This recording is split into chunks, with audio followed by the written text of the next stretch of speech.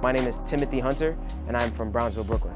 The beauty of Brownsville is just the amount of I guess camaraderie and friends that I have there.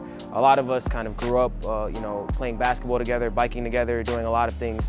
And I think that Brownsville, is my heart and soul. I was born and raised right across the street from the hospital I was born at, and I've been there for all 21 years of my life.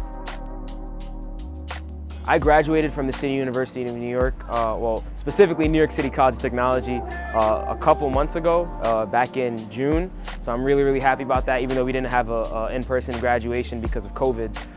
But I'm a proud graduate because I know that the time that I spent there, helped to make me who I am today. So this is my bike. My friends and I, we decided to name it Mint, obviously because of the color. As it relates to everything that's happened with the protests in the past couple months, my bike has been really essential for helping me not only get to and from the protest, but also just being able to travel with my friends during the protest.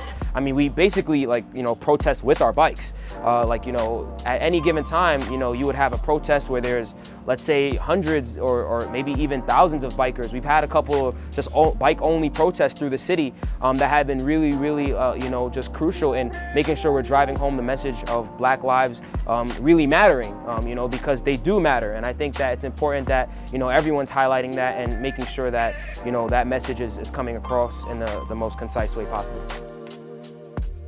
If my bike got stolen, I wouldn't know what I'd do because I got a bike as an investment because I couldn't afford a car, I couldn't afford a monthly Metro card, or even paying the $275 every single day for that matter.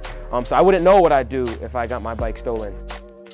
When I'm at work, I do check on my bike almost every single hour just to make sure that it's still there. I do try to lock it with the U-lock, but sometimes people walk around with pliers, so sometimes it's not the best way to keep our bike safe. My favorite thing about Oonee is that it's free, but at the same time, it's a Black-owned business, which means that we have people that look like us that are controlling the narrative and making sure that our story is getting out there. So I appreciate the fact that it's a Black-owned business and you're telling the story the way it is. The same way that we try to make sure that we tell the story with the Black Lives Matter movement and make sure that it's our narrative. I appreciate that Oonee is taking charge and making this our narrative as well. I want to tell the mayor and DOT this. Let's build it now, right? Let's make sure we get out there in all these places that are regarded as transportation deserts, and let's fix them. Let's put affordable bike parking spaces there so people aren't worried about leaving their bikes out there on the streets. Because not only do Black lives matter, but Black ownership matters and Black bikes matter too. And I think it's super important that we highlight that and that an emphasis is being placed on that in all of our communities.